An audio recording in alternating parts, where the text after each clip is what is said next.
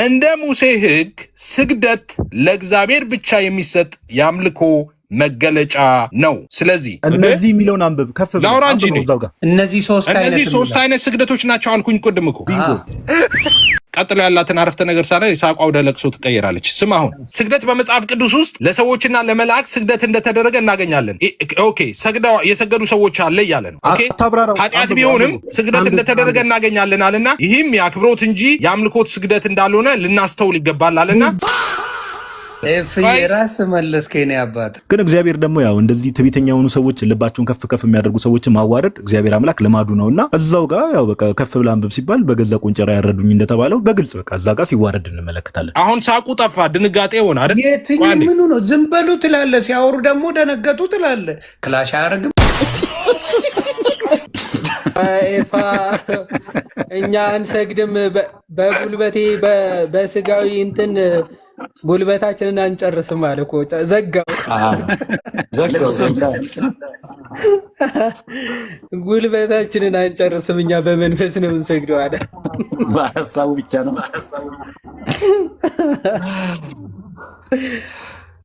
አንድ ቦታ ብቻ ነው የሚንበረከኩት ጋይስ እነሱ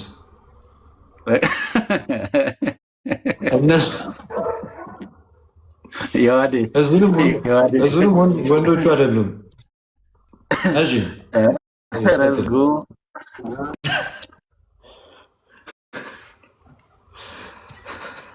ያ የገረመኝ ደግሞ እንትን ሲያወጣ ምንድነው ማስረጃ ሲያወጣ ትዝ ይላችኋል።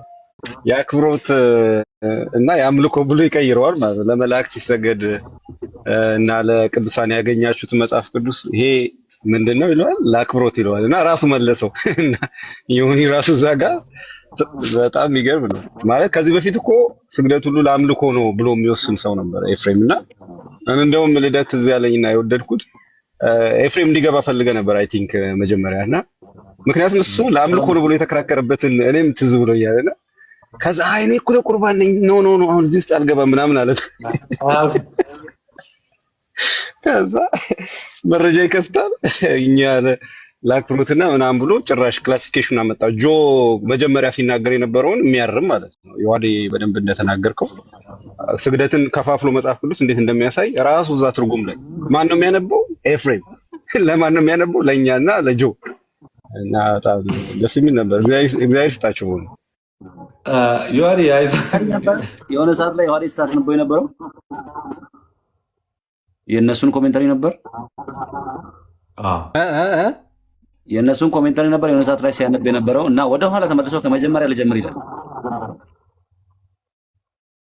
አይደለም እንትኑ ነው ሲያነብ የነበረው ራሱን ይሄ መጽሐፍ ቅዱስ መዝገበ ቃላቱን መጽሐፍ ቅዱስ መዝገበ ቃላት ነው ሲያነብ የነበረው። ዮሐድ ከሱ ላይ ሲያነብ አረ እንደው ካመጣው ምናምን በቃ እንዳይለኛ አነበው። ሲያነበው ምን ሶስት አይነት ስግደት የጸጋ የአክብሮት የአምልኮ ያ ሲዘረዝረው ወደ ኋላ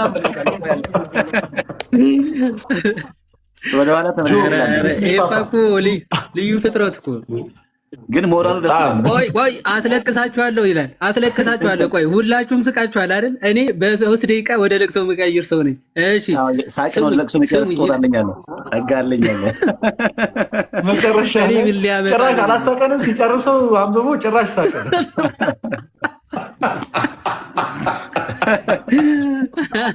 አልገባውም እኮ ደገመው መልሶ በዛ ነው ደገመው የተናደደው ለዛ ነው። መጨረሻ ላይ እሱ ነው የተናደደው። አክቹአሊ ጥሎ ወጣ። ለመላእክትም ለአንዳንድ ሰዎች የአክብሮት ስግደት እንደተሰገደላቸው መጽሐፍ ቅዱስ ይናገራል አላለ። መጨረሻ ላይ ይመቸዋል። ለመላእክትና ለሰዎች ሲሰግዱ የአምልኮ ሳይሆን የአክብሮት መሆኑን ልታስተውል ይገባል።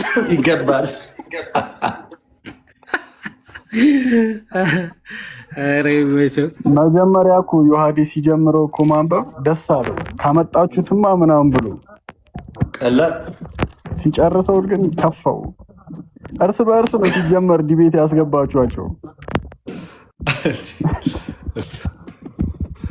ቃል እኮ ባይዘው ሚውት አድርጎ ታብታብ ሲያደርግ ነው። ይሁን ደቂቃ ጉድ ሰራኝ።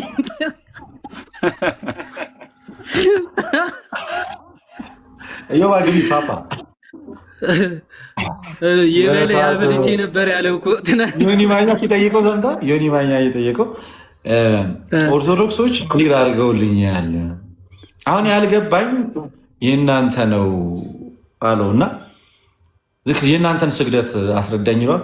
ኦርቶዶክስ ከ1ኛ ክፍለ ዘመን እስከ 4ኛ ክፍለ ዘመን ለቅዱሳን ሰገደ ብሎ ያስተማረ ቤተክርስቲያን አባት የለም። ኦርቶዶክሶች እኔ የፈለግኩት የእናንተን ፓርት ነው። የእናንተን ፓርት አስረዳኝ።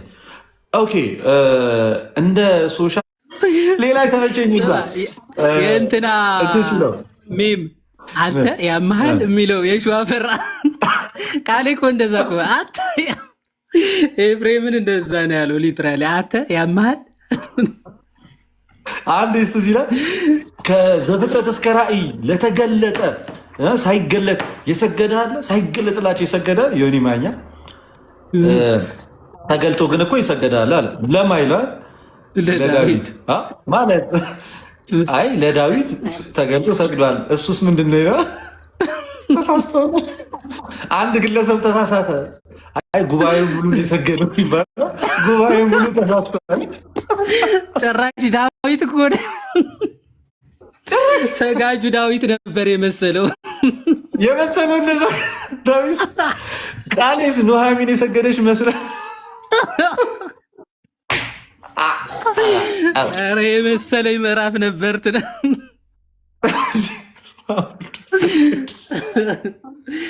የመመሳሰል ምዕራፍ ከባድ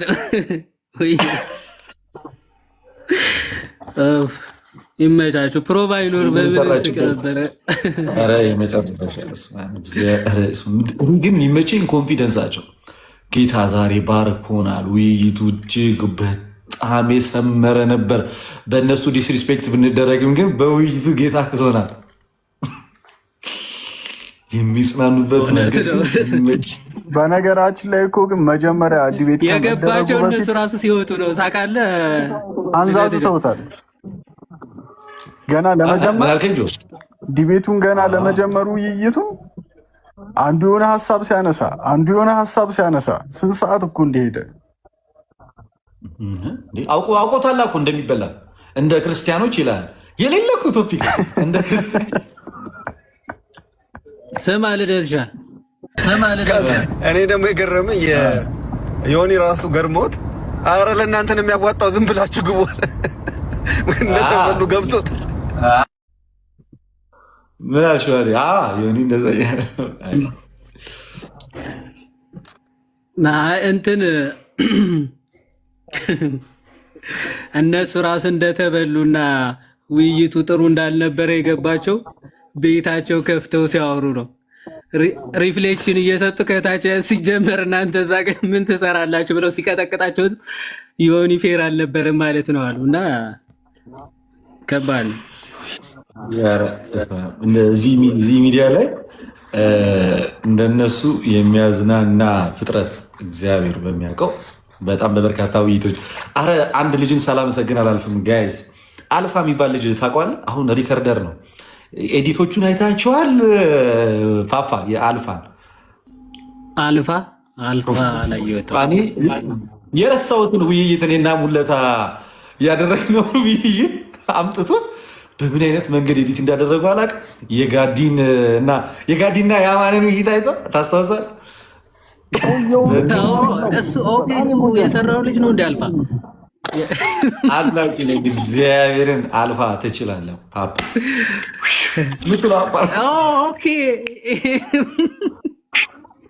ኦኬ አይቼዋለሁ። ስለ እንትን የሰራው ስራ ያልሰራ ሰው የኔና ሙለታ ላይ ተዋል ላሳያችሁ ከቃሌ ጋር ስራ ለድህነት ምናምን የሰራው እሱ ነው። አይ ቲንክ እሱ መሰለኝ ሪፖስት አድርጌለታለሁ አይደል? አይጌስ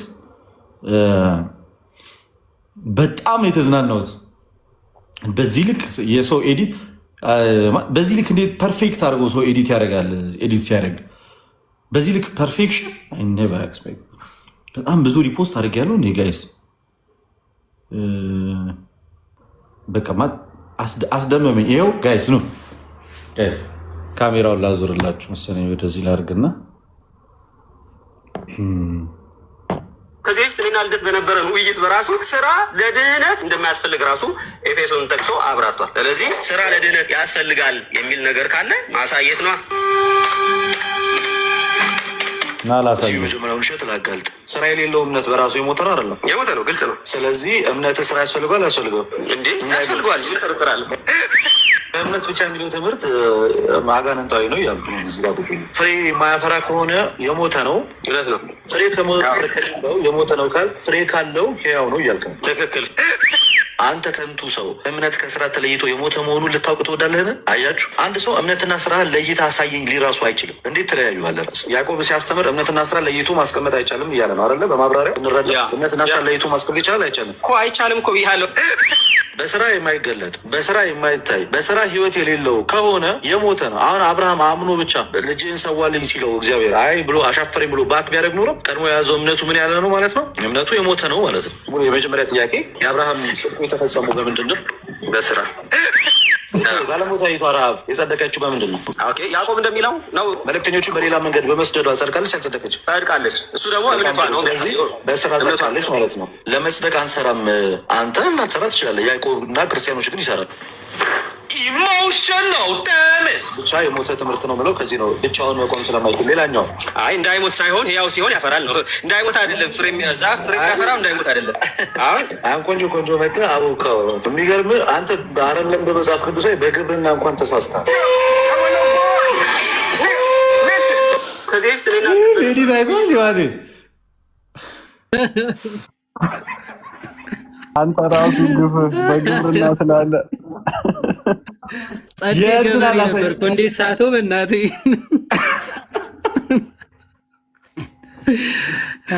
ከባድ የጋዲና የአማንን ባሳያችሁ ደግሞ ጋይስ በስመ አብ ወወልድ ወመንፈስ ቅዱስ። አማን በዚህ ልክ ገርጥቷል። እንደ አንተ እዛ ውይይት ላይ ለካ የቆየን ስናየው ነው የጋዲ ልክፈተው የአማን ጋዲ ልክፈተው የትኛው ነበረ? ይሄ ነው። አንዳንድ ወደ ኦርቶዶክስ የሄዱ እዚህ በቅርብ ርቀት ፍሬንዶችም የነበሩ ልጆች አሉ። ያው ፌመስ ስላሉ ያልተወራላቸው ይሄ ነው። ኢንፋንት ባፕቲዝም አለ ቻፕተር 28 ላይ አንዳንድ ኢሉሚኔት በጣም ብዙ እይታ የነበረው ነበረ። በጣም የሚያዝናንጠው ላሳያችሁ። እሱ ነው መሰለ ኢሉሚኔት ምናምን የሚለውን ከዛ ቢንግ ነው የሚለው ምናምን የሚለው ከእሱ ጀምሮ ሲያዝገው ኢሉሚኔትድ ቢንግ ነው የሚለው ሞሮፍ ለጥያቄና መልስ ነው የተዘጋጀሁት። ኢንላይትንድ ወይም የበራላቸው ተብሎ የሚታሰቡ ሰዎች ድነዋል አለ ዕብራውያን ምዕራፍ 6 ላለው ለምሳሌ ብርሃን የበራላቸው የዳኑ ሰዎች ናቸው። ኦኬ ገና ለጥምቀት እየተዘጋጁ ያሉ ሰዎችን አሁንም አፖስቶሊክ ኮንስቲቱሽን 8.8 እና 8.35 ከካቴቹሜኖቹ ለይቶ ምን ይላቸዋል? those undergoing the preparation for baptism are the ones being illuminated ቢንግ ነው የሚለው እንላለን ማለት ነው። ቢንግ ነው የሚለው ቢንግ ኢሉሚኔትድ የአሁኑ ላይ ተመለስ አማን የአሁኑ ላይ ተመለስ እንዲህ እየቀጠፉ ማለት ነው። ቢንግ ነው የሚለው ፕሮሰስ ቢንግ ኢሉሚኔትድ እኮ ቢንግ ኢሉሚኔትድ። እሺ ይሄን አልፈቀውልሽ ኮቴሽኑን ፉል ያልያዝኩት ይሄንን መታለፍ አለበት መታለፍ አለበት። ያኛውን ትይዘልኛለህ ኮቴሽኑ ቢንግ ማለት ፕሮሰስ ይዘ ፕሮሰስ። ስለዚህ አንተ ያነሳውን ጥምቀት ከአብርሆት ጋር ወይም የክርስቶስን ወንጌል ወይም የክርስቶስን እውነት ከማወቅ ጋር አቻ ነው ብለህ ታምናለህ? ማለት ጥምቀት ራሱ ሲጀምር ወንጌል ውስጥ አይደል? ኢሞሽናል ዳሜጅ ኦኬ። ፕሮቴስታንቱ ሰው ሲጠየቅ ነው ቢያንስ እንትን የሚደረገው። አማን በራሱ ጥያቄ ሰዓት ነው የተቀጠቀጠው እኮ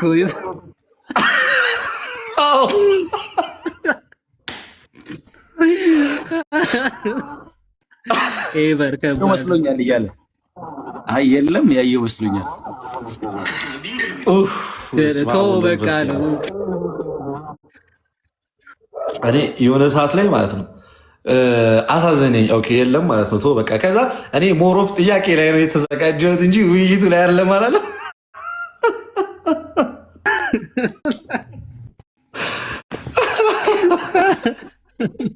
እስኪ ተቃጠልን በሉ አለ ፕሮቴስታንት። ከዚህ ውይይት በኋላ ነደርን የሚልም አለ ከታች።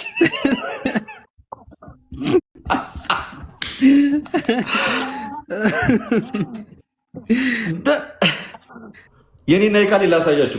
5 ሶሎዎችን መጽሐፍ ቅዱስን ይዞ የሚሞግት የለም ካልክ ና መጽሐፍ ቅዱስን ይዤ 5ቱን ሶሎዎች እንዴት እንደምንሞግታቸው እንመልከት።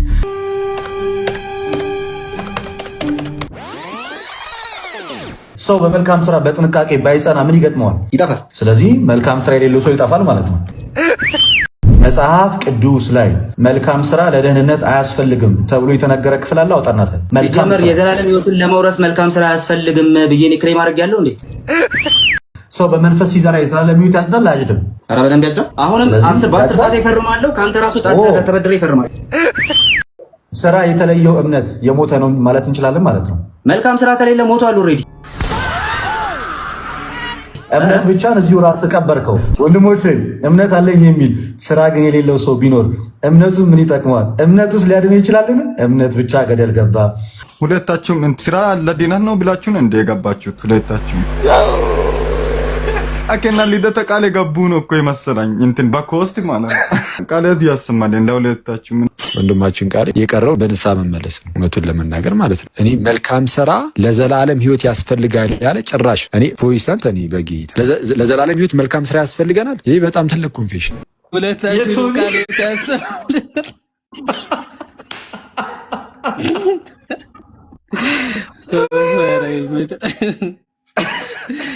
ሁለታችንም ቃል ያሰማልን ይዙ በጣም ናይ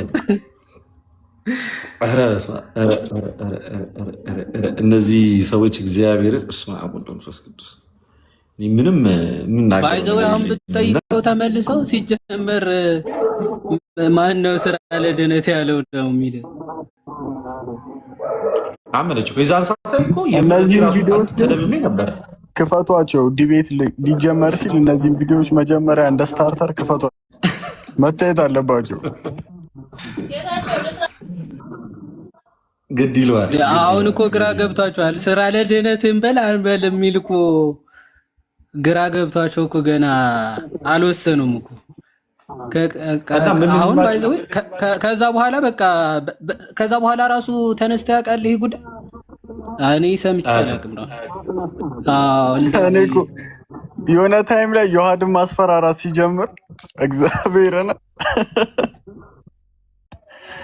ፎቶሮ ማወጣ ይላል። አሁን ካልቪኒስቶቹ ላይ የተወሰነ መሄድ መቻል አለብን። እቺ ሰውዬ ፉን ፉን እያለች ስለሆነ አማይሻሉ በጣም በቃ አለው እያለ ነው እና ምን አይነት ሰይጣናዊ ትምህርት ይዞ እንደመጣ አላወቀም። በእርግጥ ትምህርቱን ገልጾ ሚዲያ ላይ ብዙ የማውራት እንትኑ የለውም። የሆነ ሰዓት ላይ ባደረገው ዲቤት ግን አሳይቷል። ግን አሁን እርሳችን እሱ ሳይሆን እንግዲህ ቱሊፖቹ አሏል። ቶታል ዲፕራቪቲ፣ አንሊሚትድ፣ አንኮንዲሽናል ኤሌክሽን፣ ሊሚትድ አቶንመት፣ ኢሪዚስቲብል ግሬስ። ከነዚህ ውስጥ ለምሳሌ የኔ ድምፅ ለምንድን ነው የሚረብሸው? ጋይዝ የኔ ይረብሻል? እኔ ሳውራ ያስተጋባል?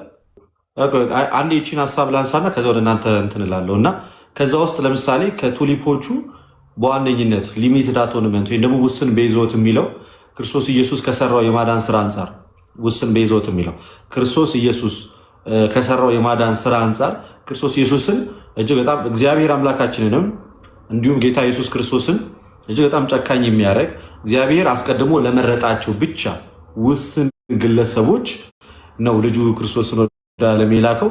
እሱም የሞተላቸው አስቀድሞ ለተመረጡ። አንዴ ልደስ የሆነ እንትን እየሰራ ስለሆነ ቀጥሎ አንዴ። እሺ ጋይስ በድጋሚ ሰላም ብያ። ይሄ ቱሊፕ የሚባለው ትምህርት ያው ልደት እንዳብራራው ከነዛ ውስጥ አንዱ ለምሳሌ ቱሊፕ ያው 5ቱ አብሪቬሽኖች TULIP አለ። ኤል ያው ሊሚትድ አቶንመንት ይባላል ወይ ደግሞ ውስን ቤዞት ይባላል። ኦኬ ውስን ቤዞት ወይ ደግሞ ክርስቶስ ኢየሱስ ምንድነው በአማርኛው በቀላሉ ስናብራራው እናንተ በምትረዱት መልክ ክርስቶስ ኢየሱስ የሞተው ኦኬ ለዓለም አይደለም ለተመረጡት ነው። ወይ ደግሞ የጌታችን የኢየሱስ ክርስቶስ ቤዛነት ለተመረጡት ነው።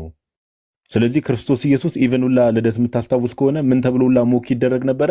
መድኃኔዓለም መባል የለበትም ሁላ ኢቨን ሁላ ያለ መድኃኒት ተብሎ ሊጠራ አይችልም። ኦኬ ለተመረጡት ብቻ ነው ክርስቶስ የሞተው የሚል ትምህርት አለ። ይሄ አሁን በፕሮቴስታንት ሰርክል ውስጥ ነው። ኦኬ እንደዚህ አይነት ይሄን የመሰለ መንፍቅና ሰው ጉያ ውስጥ ይዞ ኦርቶዶክስን እንኳን ለመተቸት አይደለም መናገር እንደዚህ ማሰብም የለበትም። ነገር ግን መጽሐፍ ቅዱሳችን ምን ይላል ነው? ኦኬ መጽሐፍ ቅዱሳችን ምን ይላል ስለዚህ ነገር ነው። ከስር መሰረቱ ጋይስ ይሄ ትምህርት ውስን ቤዞት የሚለው ትምህርት ክርስቶስ ኢየሱስ የመጣው ለተመረጡት ነው የሚለው ትምህርት እግዚአብሔር አምላክን ሲጀምር ፍትሃዊ ያደረገው ከስር መሰረቱ እግዚአብሔርን ፍትሃዊ ያደረገው ለምን ከተባለ እግዚአብሔር አምላክ የሆኑ ግሩፖችን ለይቶ የሚያድን ከሆነ የሆኑ ግሩፖችን ለይቶ መርጦ የሚያድን ከሆነ እንዴ እግዚአብሔር እንዴት ፍትሃዊ ይሆናል? ኦኬ ደግሞ በጣም በሚገርም ሁኔታ አሁን ለምሳሌ እግዚአብሔር አምላክ እኔና ልደትን መርጦን እና ዮሐድ እና አንትሽን ባይመርጣቸው የእናንትሽ እና ዮሐድ ጥፋት ምንድነው? እግዚአብሔር ነው ቀድሞ እየወሰነ ያለው። ኦኬ የሚድኑትንም ያንን ግሩፕም ቀድሞ የሚመርጠው እግዚአብሔር ክብሩን ለመግለጥ ነው የሚሉት እነሱ እንግዲህ ክብሩን ለመግለጥ እግዚአብሔር ነው ቀድሞ የሚመርጠው። ስለዚህ ጥፋቱ ምንድነው? ሲኦል የሚገቡ ሰዎች ጥፋታቸው ምንድነው? ለምን እዛ የሚድኑት ግሩፕ ውስጥ እግዚአብሔር ቀድሞ አልወሰናቸውም በቃ። ስለዚህ ቀድሞ ሴሌክት የተደረጉ ግሩፖች አሉ፣ ቀድሞ የተወሰኑ ግሩፖች አሉ። ክርስቶስ ኢየሱስም የመጣው እነርሱን ለማዳን ነው የሚለው መጽሐፍ ቅዱስ ግን እንደዛ አይደለም። እስቲ አንድ ሁለት የመጽሐፍ ቅዱስ ጥቅሶችን ላንሳላችሁ። ኦኬ ለምን መሰላችሁ ጋይስ? ይህንን ትምህርት የሚያምኑ ሰዎች ድናችኋል ተብለው ቢጠየቁ ራሱ እናንተ ከተመረጡት ውስጥ ናችሁ ተብለው ቢጠየቁ ራሱ አያውቁትም። ባይዘው እርግጠኛ አይደሉም። how can they be so sure? እርግጠኛ ሊሆኑ አይችሉም። ከተመረጡት ውስጥ ናችሁ ወይ ቢባሉ መልስ ሊመልሱ አይችልም። ግን መጽሐፍ ቅዱሳችን ምን ይላል ስለዚህ ትምህርት ነው የሚለው። በጣም ሁላችን የምንወደው የዮሐንስ ወንጌል ላይ ኦኬ ዮሐንስ ወንጌል ምዕራፍ 3 ላይ እንዲህ የሚል ቃል አለ። ዮሐንስ ወንጌል ምዕራፍ 3 ቁጥር 16 ላይ እንደዚህ ይላል። ኦኬ ከቁጥር 14 ጀምሮ ያለው ላንብበው። ሙሴም በምድረ በዳ እባብን እንደሰቀለ እንዲሁ በእርሱ የሚያምን ሁሉ የዘላለም ሕይወት እንዲኖረው እንጂ እንዳይጠፋ የሰው ልጅ ሊሰቀል ይገባዋል። ኦሪት ዘኍልቍ ምዕራፍ 21 ላይ ያለውን ታሪክ ታውቃላችሁ። እግዚአብሔር አምላክ ሕዝበ እስራኤል ለምሳሌ እንደምታውቁት ከግብፅ መከራ በሚወጡበት ሰዓት ላይ አንዳንድ ሰዎች እግዚአብሔር ላይ ሲያጉረመረሙ በደልን ሲፈጽሙ ከዛ በኋላ እባብ ይነድፋቸዋል። ከዛ እግዚአብሔር አምላክ ሙሴ ምን ብሎ ያዘዋል?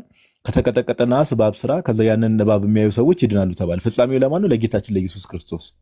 ኦኬ ቁጥር 16 ላይ እንደዚህ ይላል፣ በእርሱ የሚያምን ሁሉ የዘላለም ሕይወት እንዳይኖረው እንጂ እንዳይጠፋ እግዚአብሔር አንድያ ልጁን እስኪሰጥ ድረስ ዓለሙን እንዲሁ ወዷልና። እንዴት ነው የወደደው እግዚአብሔር ዓለሙን? እንዲሁ። እንዲሁ ማለት ምን ማለት ነው? ቃሉን ስትሰሙት ጋይስ ልባችሁን ከፍት ካደረገ እንዲሁ ማለት እኮ ዊዛውት ኤ ፕሪኮንዲሽን ማለት ነው። ዊዛውት ኤ ፕሪኮንዲሽን።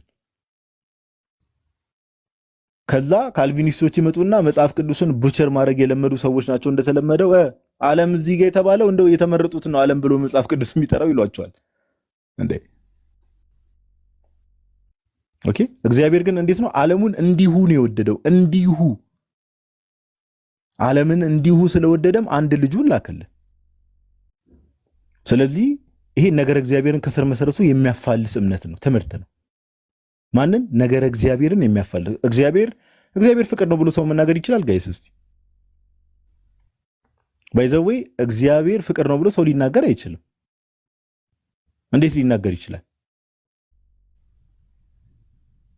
እንዴ? እግዚአብሔር የሆኑ ግሩፖች ለይቶ የሚያድን ከሆነማ ቀድሞ ወስኖባቸው የሆኑ ግሩፖች እንዲጠፉና እንዲድኑ አድርጎ ቀድሞ ሴሌክት ካደረገማ እንዴት ሰው እግዚአብሔር ፍቅር ነው ብሎ ሊናገር አይችልም እንዴ? ዮሐንስ በመልእክቱ እኮ ፍቅር እግዚአብሔር ነው፣ እግዚአብሔር ፍቅር ነው እያለ የሚናገረው እኮ ይሄን እንዴት ሊናገር ይችላል? ሰው አይችልም። ኦኬ ስለዚህ ይሄን ነገር የእግዚአብሔርን ማንነት ከስር መሰረቱ የሚያፋልስ እምነትና ትምህርት ነው።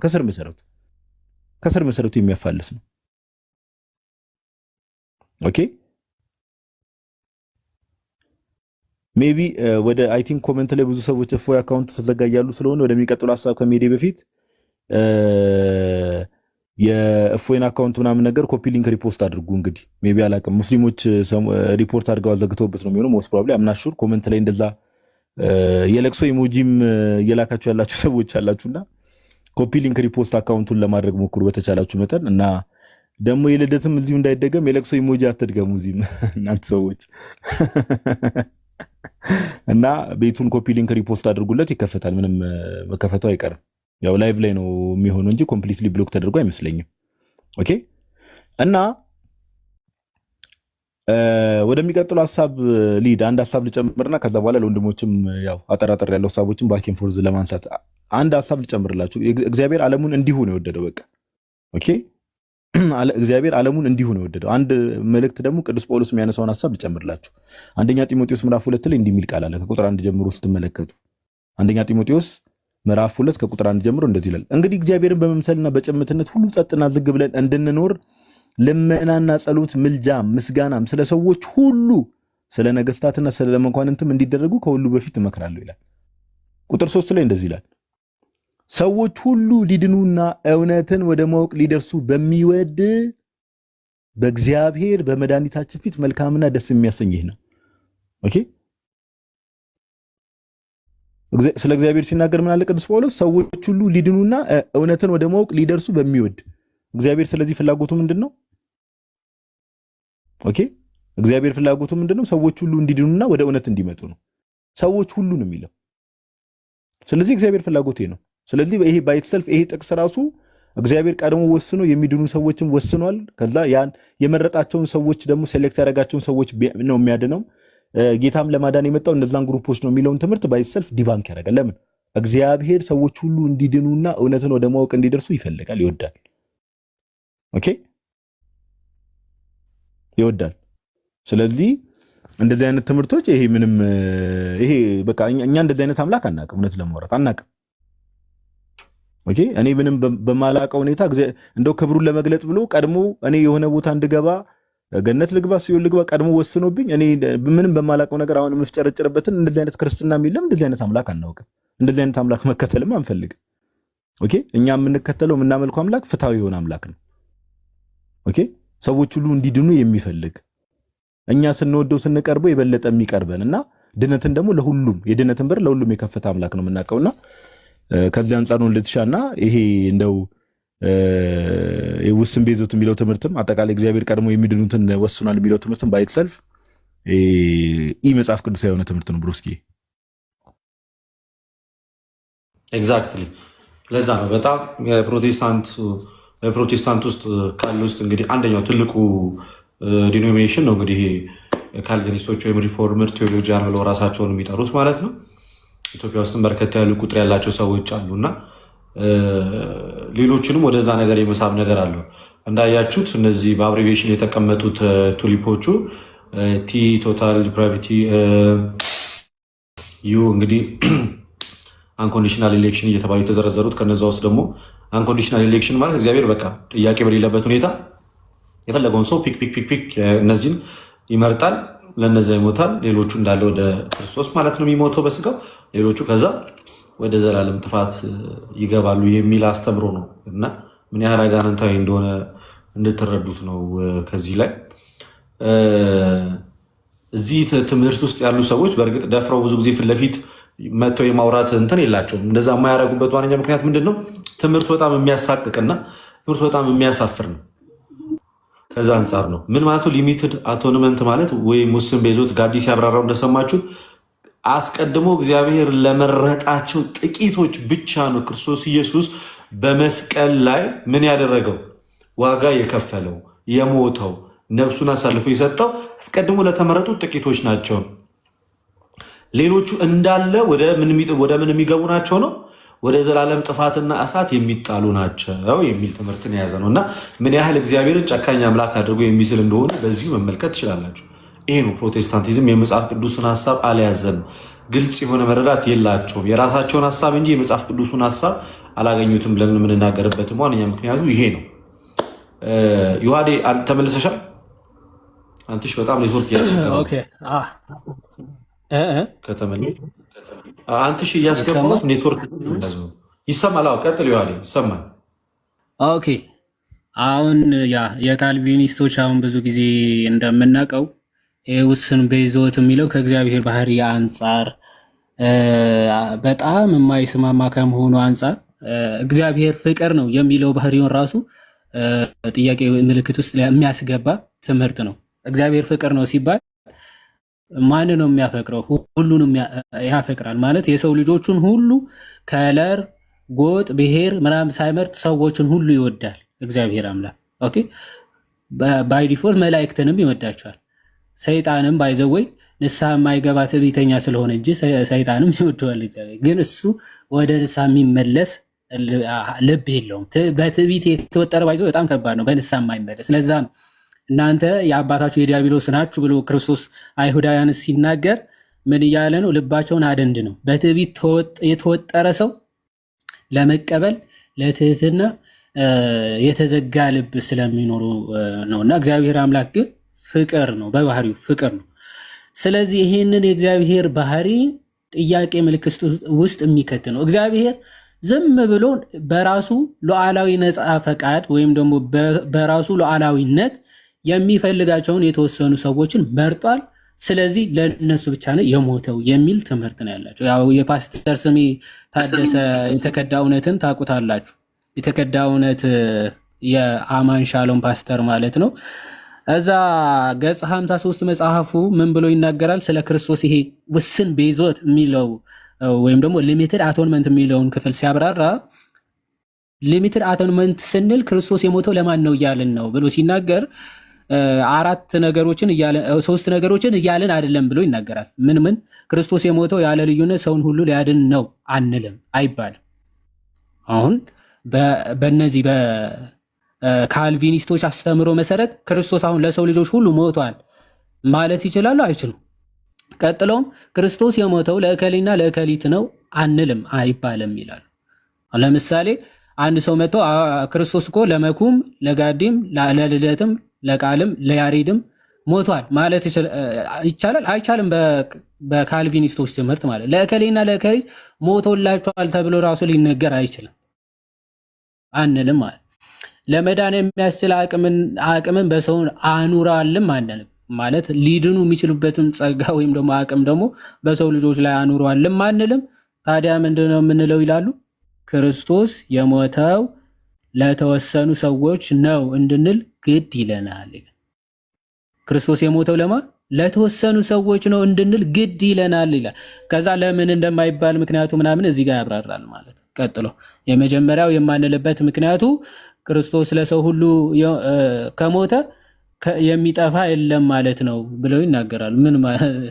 ምን ማለት ነው?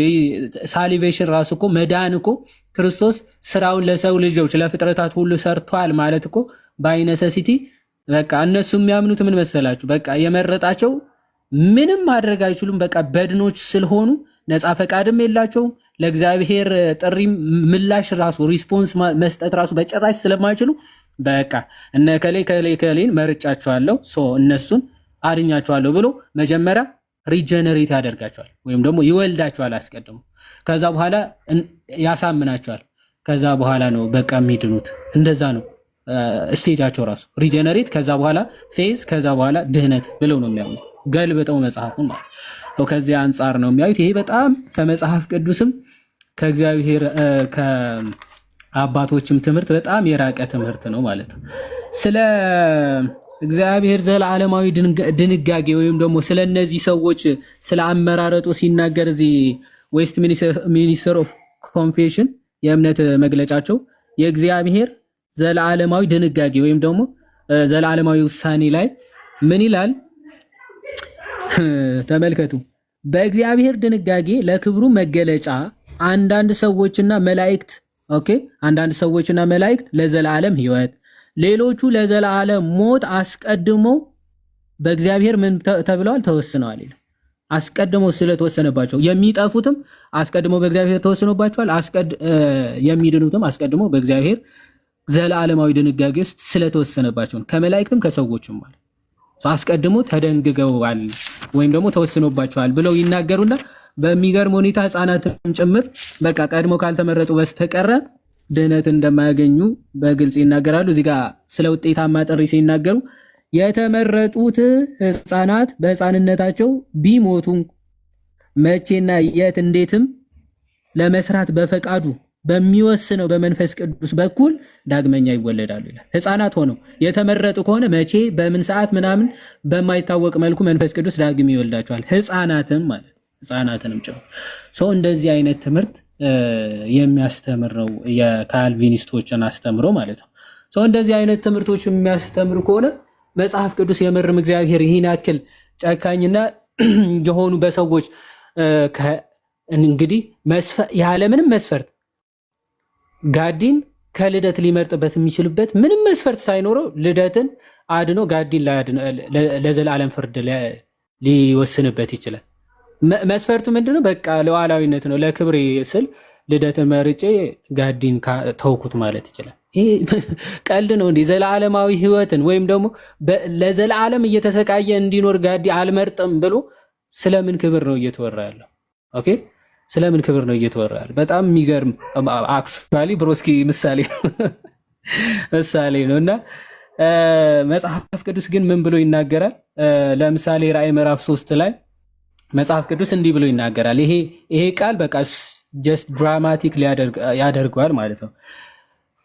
ራእይ 3 ከቁጥር 1 ጀምሮ በሰርዴስ ወዳለው ወደ ቤተክርስቲያን መልአክ እንዲህ ብለህ ጻፍ፣ ሰባቱ የእግዚአብሔር መናፍስት ሰባቱ ከዋክብት ያሉት እንዲህ ይላል፣ ስራህን አውቃለሁ፣ ያው እንደመሆን ስም አለ ወይም ደግሞ በዛ ምርጫ ውስጥ ካለ ምንም ነገር ቢያደርግ ባይዞ ድህነቱን አያጣም የሚል ትምህርት አላቸው። ምንም ኃጢአት ቢሰራ ምንም በደል ቢያጠፋ ኦኬ፣ የተመረጠ ኤሌክትድ ከሆነ በቃ ምንም ይሁን ምን በቃ ድህነቱን አያጣው የሚል አስተምሮ አላቸው። አንድ ሰው ደግሞ ካልተመረጠ ምንም ቢሰራ ምንም ቢወጣ ምንም ቢወርድ ድህነትን አያገኝም ይላል። ባይዞ እዚህ ቀድም ያሳዩዋቸው ዌስት ሚኒስተር ኮንፌሽን በግልጽ ነው የሚናገረው። ያልተመረጡ ከሆነ ምንም ለመስራት እንኳን ቢሞክሩ መንፈስ ቅዱስ በውስጣቸው አይሰራም ብሎ ነው በግልጽ የሚናገሩት። እና አሁን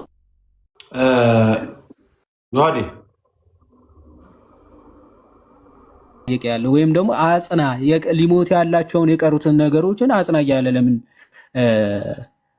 ይናገረዋል? ኦኬ፣ ቀጥሎም እንግዲህ አለ እንዴት እንደተቀበልክና እንደሰማህ አስብ፣ ጠብቀውም ንስሐም ግባ አለ። እንግዲያውስ ባትነቃ እንደ ሌባ እመጣብሃለሁ አለ። ኦኬ፣ ንቃ፣ ንስሐ ግባ ተባለ። ከዛ ሰው ባትገባ ሳለ እንደ ሌባ እመጣብሃለሁ አለ። አሁን ሁለት ኢፍ የሚባል የለም በካልቪኒስቶች አይደል? ባትገባ አይባልም፣ ንስሐ ባይገባ አይባልም። በቃ ኦልሬዲ ከተመረጠ የግድ ነው፣ ባይነሰሲቲ ንስሐ ይገባል ምናምን ብሎ ነው የሚያምኑ። እግዚአብሔር ግን እዚህ ጋር ለቤተ ክርስቲያኑ አለቃ ምን እያለው? ካልነቃህ ንስሐ ካልገባህ ግን እንደ ሌባ እመጣብሃለሁ፣ በማናቸውም ሰዓት እንድመጣብህ ከቶ አታውቅም። ነገር ግን ልብሳቸውን ያላረከሱ በሰርዴስ ጥቂት ሰዎች ከአንተ ጋር አሉ፣ የተገባቸውም ስለሆኑ ነጭ ልብስ ለብሰው ከእኔ ጋር ይሄዳሉ አለ። ድል የነሳው እንዲሁ በነጭ ልብስ ይጎናጸፋል፣ ስሙንም ከሕይወት መጽሐፍ አልደመስስም ይላል። ስለዚህ ከሕይወት መጽሐፍ መደምሰስና አለመደምሰስ አለ ማለት ነው። ለዛ ነው ኦኬ ድል የነሳውን ከምን ከሕይወት መጽሐፍ አልደመስስም አለ። ያልነሳውስ ድል ያልነሳስ ኦፍኮርስ ባይዘዌ ከሕይወት መጽሐፍ ይደመሰሳል ማለት ሶ እንዲህ ብሎ በግልጽ ይናገራል። ገላትያ ምዕራፍ 5 ያለውን ሀሳብ ላንሳና ያው ወንድሙ ከታች ማስገቡኝ የሚሉ አሉ እና እያስገባን ምናምን ወንድሞችም ሀሳብ ይጨምራል። ገላትያ ምዕራፍ 5 ከቁጥር 1 ላይ ምን ብሎ ይናገራል? በነፃነት ልንኖር ክርስቶስ ነፃነት አወጣን ይላል። ኦኬ ለገላትያን ክርስቲያኖች ነው፣ ነፃ ለወጡ ክርስቲያኖች ነው እየተናገረ ያለው ሐዋርያው ቅዱስ ጳውሎስ። ስለዚህ በነፃነት ልትኖሩ ክርስቶስ ነፃ አውጥቷችኋል አለ። ኦኬ እንግዲህ ጸንታችሁ ቁሙ፣ እንደገናም በባርነት ቀንበር አትያዙ ይላል። አሁን እዚህ ክፍል ላይ እንደምትመለከቱት ኦኬ ወደ ክርስቶስ ነፃነት አውጥቷችኋል፣ ትክክል ነው። ግን መልሳችሁ ግን ወደ ባርነት አትመለሱ፣ ጸንታችሁ ቁሙ አለ። ኦኬ ስለዚህ መመለስ አለ ማለት ነው። ጸንተው ካልቆሙ ተመልሰው ወደ ባርነት መመለስ አለ ማለት ነው በሐዋርያ ቅዱስ ጳውሎስ ትምህርት መሰረት። ስለዚህ ተመልሰው ወደ ባርነት ሊገቡ እንደሚችሉ እያስቀመጠ ነው። ጸንታችሁ ቁሙ እያለ እየተናገረ ነው። በካልቪኒስቶች ትምህርት ግን ጭራሽ መመለስ የሚባል የለም። ኦፍኮርስ ከዳኑ አንዴ ዳኑ ነው። እንደዚህ ተብሎ ራሱ አይነገርላቸውም ብሎ ነው የሚናገሩት። ሰው መዳናችን ግን የምናገኘው እንዴት ነው? ቅድም ጋዲ ስላነሳው ሰው ሳሊቬሽን ራሱ ሲነርጀቲክ ነው፣ ወይም ደግሞ የእኛ ነፃ ፈቃድ ይፈልጋል። እግዚአብሔር ጸጋውን የሚሰራው ድህነቱን የሚያደርግልን እግዚአብሔር አምላክ ቢሆንም ሱታፌ ግን ያስፈልገናል። ኦኬ ከኛ ጋር መሳተፍ እኛ እግዚአብሔር በእኛ ላይ እንዲሰራ ግን የኛ ሱታፌ የኛ መሳተፍ የግድ ያስፈልጋል ማለት ነው። ከዛ አንጻር የሚታይ ነው። እግዚአብሔር ይስጥልኝ። ቀጥል ጋድ ቃልዮት ያሰማልን ብሮስኪ።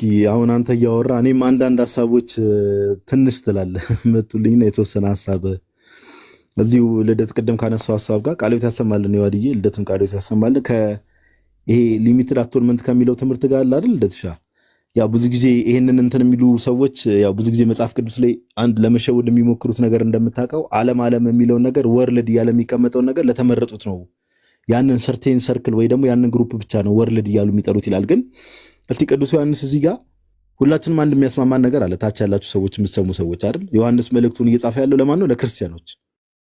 ኦኬ ለክርስቲያኖች ማለት ጌታ ደሙን ላፈሰሰላቸው ሶሳይቲዎች ኦር ግሩፖች ማለት ነው።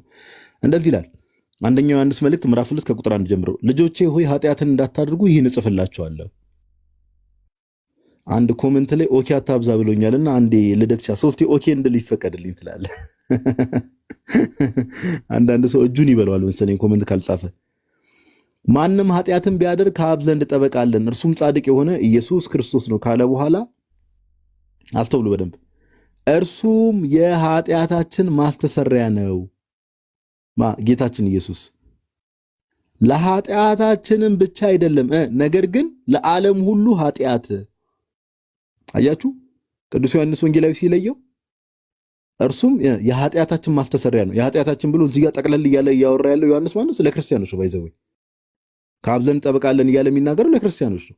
ኦኬ የኃጢአታችን ማስተሰሪያ ነው ብሎ ይናገራል። እርሱም ጌታችን ኢየሱስ ለኃጢአታችን ብቻ አይደለም ነገር ግን ለምን ለዓለም ሁሉ ኃጢአት እንጂ። ለምን ኦኬ ቤዛነቱ ጌታችን ኢየሱስ ለዓለም ሁሉ ስለሆነ ነው። መድኃኒትነቱ ያ የተዘጋጀው መድኃኒትነት ለማን ነው? ለዓለም ሁሉ ነው መድኃኒትነቱ የተዘጋጀው። ስለዚህ ምን ይላል? ለዓለም ሁሉ ኃጢአት እንጂ እያለ ስፔሲፊካሊ ለይቶ እዚህ ጋር ኃጢአታችን የሚለው የክርስቲያን ግሩፕን የሚወክል ነው። ከዛ ነገር ግን ለዓለም ሁሉ ኃጢአት እንጂ የሚለው ደግሞ ዓለም ላይ ያሉ ሰው ቤዛነቱ ለዓለም ሁሉ ዓለም ላይ ላሉ ሰዎች በሙሉ ነው ቤዛነቱ። ነገር ግን ያው መድኃኒት ተዘጋጀ ማለት ሁሉም ሰው ይድናል ማለት አይደለም። ማለት ያው መድኃኒቱን መብላት መጠጣት ያስፈልጋል፣ ሄዶ መቀበል ያስፈልጋልና ይሄንን ጥቅስ እንድትይዙት ሊሚትድ አቶንመንትን ዲባንክ ከሚያደርጉ መጽሐፍ ቅዱስ ክፍሎች ውስጥ አንዱ ይሄ ነው። ሁለተኛ ቀደም አንስቼላችኋለሁ ትንሽ ዝቅ ብዬ ማንበብ ነበረብኝ። አንደኛ ጢሞቴዎስ እዛው ምዕራፍ 2 ቁጥር 6 ላይ ቅዱስ ጳውሎስ እንዲህ ብሎ ይናገራል። ወረድ ብለን ብናነበው ቀደም እግዚአብሔር ሰዎች ሁሉ እንዲድኑ እንደሚፈልግ ቁጥር 2 ላይ ተመልክተን ቁጥር 3 ላይ ተመልክተን ነበር። ትዝ የሚላችሁ ከሆነ ቀደም ሰዎች ሁሉ ሊድኑና እውነትን ወደ ማወቅ ሊደርሱ በሚወድ በእግዚአብሔር በመድኃኒታችን ፊት መልካምና ደስ። እዚህ ጋር ግን ይመጣና አስተውሉ፣ ሰው ሁሉ ይላል። አስተውሉ እዚህ ጋር ማነው? ሰው ሁሉ እንዲድን እግዚአብሔር ይፈልጋል። ቁጥር 5 ላይ እንደዚህ ይላል አንድ እግዚአብሔር አለና በእግዚአብሔርና በሰው መካከል ስንት እግዚአብሔር ነው ያለው? አስተውሉ አንድ እግዚአብሔር አለ። በእግዚአብሔርና በማን መካከል? በሰው መካከል። እግዚአብሔር በባህሪው ምንድነው? አምላክ ነው። ሰው ደግሞ ሰው ፍጡር ነው። ስለዚህ ሁለት ካታጎሪዎችን ሁለት ግሩፖችን ያሳየናል። እግዚአብሔር አለ፣ ሰው አለ። በእግዚአብሔርና በሰው መካከል ያለው መካከለኛው ደግሞ አንድ አለ፣ እርሱም ሰው የሆነ ኢየሱስ ክርስቶስ ነው ይላል። አምላክም ሰውም የሆነ ከአምላክም ወገን የሆነ ፍጹም አምላክ ፍጹም ሰው ከአምላክም ወገን ከሰውም ወገን የሆነ ቁጥር 6 ላይ አስተውሉ። ኦኬ ራሱን ለማን ይላል? ለሁሉ ቤዛ ሰጠ። ለማ ለሁሉ አይታችኋል አመጣጡን። ስለ ሰው ያወራና እንዳጠቃላይ ስለ ሰው አውርቶ አውዱን ጠብቃችሁ ኮንቴክስቱን ጠብቃችሁ ስፈቱት ስለ ሰው ካወራ በኋላ ስለ ሰው ሁሉ ካወራ አንድ እግዚአብሔር አለ ይላል። ኦኬ በእግዚአብሔርና በሰው መካከልም አንድ አለ። ሰው ተብሎ አጠቃላይ ስለ ሰው ልጅ ነው የሚያወራው። ራሱንም ለሁሉ ቤዛ ሰጠ። ለሁሉ ኦኬ ወገኖቻችን ይመጡና አይ ለተመረጡት ነው ይሉናል። እንዲህ የሚባል ነገር ያው መጽሐፍ ቅዱሱ ለሁሉ ይላል። እዚህ ጋር ሰዎች ሁሉ ብሎ መጽሐፍ ቅዱሱ ኮንቴክስቱን ጠብቆ ይመጣል። ክርስቶስ ኢየሱስም ለማን የሰጠው? ራሱን ለሁሉም ነው። ራሱንም ለሁሉ ምን ሰጠ ይላል? ቤዛ ሰጠ። ኢቭን አሁን በእነዚህ ወገኖች ትምህርት እንደምታውቁት እሱ ቆይ ጠቅለል ለሳረግ እሱን አነሳለሁ። አንድ ጥቅስ ልጨምርላችሁ፣ አንድ ሁለት ጥቅስ ልጨምርና ጨርሳለሁ። እንልደት የሚጨምሩት አንደኛ ዮሐንስ መልእክት ምዕራፍ 2 ቁጥር 2 አንስቼላችኋለሁ። ከዛ አንደኛ ጢሞቴዎስ ምዕራፍ 2 ከቁጥር 1 ጀምሮ እስከ 6 ያለውን አንብቡት። ከዛ ዕብራውያን መልእክት ምዕራፍ 2 ላይ እንሂድ። ወደ ዕብራውያን ሰዎች ምዕራፍ 2 ላይ ይቅርታ እሺ ዕብራውያን ምዕራፍ 2 ላይ እንዲህ ይላል ቁጥር 8 ላይ እንደዚህ ይላል ስለ ጌታችን ኢየሱስ ሲያወራ ሁሉን ከእግሮቹ በታች አስገዛህለት ብሎ መሰከረ። ሁሉን ከእርሱ በታች ባስገዛ ጊዜ ያልተገዛለት ምንም አልተወምና አሁን ግን ሁሉ እንደተገዛለት ገና አናይም ይልና ነገር ግን በእግዚአብሔር ጸጋ ስለ ሰው ሁሉ ሞትን ይቀምስ ዘንድ አያችሁ በምን በእግዚአብሔር ጸጋ ስለማን ስለ ሰው ሁሉ ሞትን ይቀምስ ዘንድ መጽሐፍ ቅዱሱ ግልጽ ነው። እዚህ ላይ ጌታችን ኢየሱስ ክርስቶስ ሞትን የቀመሰው ስለማን ነው? ስለ ይሄው ስለምን ስለ ሰው ሁሉ ሞትን ይቀምስ ዘንድ ከመላእክት ይልቅ በጥቂት አንሶ የነበረውን ኢየሱስን ከሞት መከራ የተነሳ የክብርና የምስጋና ዘውድ ተጭኖ እናየዋለን እያለ ይናገራል። ኦኬ ስለ ሰው ሁሉ ነው ሞትን የቀመሰው። ስለዚህ ዕብራውያን ምዕራፍ 2 ላይ ስለ ሰው ሁሉ እንደሞተ፣ አንደኛ ጢሞቴዎስ ምዕራፍ 2 ቁጥር 6 ላይ ራሱን ስለ ሁሉ አሳልፎ ሰጠ። አንደኛው ዮሐንስ መልእክት ምዕራፍ 2 ቁጥር 2 ላይ ስለኛ የኃጢአታችን ማስተሰሪያ ስለኛ ብቻ ሳይሆን ነገር ግን የዓለም ሁሉ ኃጢአት ማስተሰሪያ ነው እያለ ቅዱስ ዮሐንስ ወንጌላዊ ይናገራል። ስለዚህ ዮሐንስ ኦኬ እና ጳውሎስ እኩል በሆነ ድምጽ እዚህ ነገር ላይ ሲመሰክሩ እንመለከታለንና አንድ ሐሳብ መጨረሻ ላይ አምሳ ቀደም ዮሐድ የተናገረው ነገር ነበረ። ብዙ ነገሮችን ልደትሻ ምን ያደርገዋል መሰለ መጽሐፍ ቅዱስ ላይ የድራማ ነው የሚመስሉ አንዳንድ ነገሮች እውነት ለማውራት ድራማ ይመስላሉ። ለምሳሌ ጌታችን ኢየሱስ እንደምታውቁት እንደው ቀድሞ የሆኑ ግሩፖች እንደሚድኑ ከተወሰነ የሆኑ ሰርቴን ግሩፕ እንደሚድኑ ከተወሰነ ያ የሚድኑትን ግሩፖች ጌታችን ያውቃቸዋል። ስለዚህ አንዳንድ ቦታ እንደው ምን አይነት ነገር ሊያመጣ ይችላል ጌታችን እንደው ክብር ምስጋና ለስም አጠራሩ ይግባውና የሆነ ድራማ እየሰራ አይነት ነገር ይመስላል። ክብር ምስጋና ለስም አጠራሩ ይሁንና ለምንድን ነው እንደዚህ ያልከው ካላችሁኝ አንድ ጥቅስ ላሳያችሁ። ይቅርታ አንዴ እሺ 10 ሰከንድ ስጡኝ። እሺ ይቅርታ ጥቅሷን እያወጣሁት ነው። እሺ እሺ ሉቃስ 19 ይቅርታ ሉቃስ 19 41 እስከ 44 እንዲህ ይላልሽ። ለምሳሌ ሎጂካሊ ይሄን ጥቅስ ተመልከቱት። የሉቃስ ወንጌል ምዕራፍ 19 ከቁጥር 41 እስከ 44 ሎጂካሊ ለምሳሌ የሆኑ ግሩፖች እንዲድኑ ከተመረጡ ጌታችን ኢየሱስ ክርስቶስ እነርሱን ብቻ ለማዳን ከሆነ የመጣው ለነርሱ ለመሞት ከሆነ የመጣው ለደትሻ ለማይሞቱ ሰዎች ለማይድኑ ሰዎች ጌታ ማልቀስ ይተበቅበት ድራማ ነው የሚሆነው ባይዘው በቃ ድራማ ነው የሚሆነው። ለምሳሌ እዚህ ገስት ላይ የተቀመጥን ሰዎች አለ ልደት ዮሐድ መኩ እንዲድኑ ተወስነው ከሆነ እኔ አንተሽ ያሬዶም ገብቷል እኛ ደግሞ እንዳንድን ቀድሞ ከተወሰነ ላይክ ለኛ ለመሞት ጌታ ካልመጣ ለምሳሌ ጌታችን ለኔ ለያሬድ ለአንተሽ ቢያለቅስ እንደው ክብር ምስጋና ለስም አጠራሩ ይሁንና እንደው ማስመሰል ነው የሚሆነው የምርም አይሆን። ነገር ግን ሉቃስ ወንጌል ምዕራፍ 19 ቁጥር 41 ላይ እንደዚህ ይላል። ኦኬ ወደ ኢየሩሳሌም ሲመጣ ማለት ነው ጌታችን ሲቀርብም ከተማይቱን አይቶ አለቀሰላት ይላል።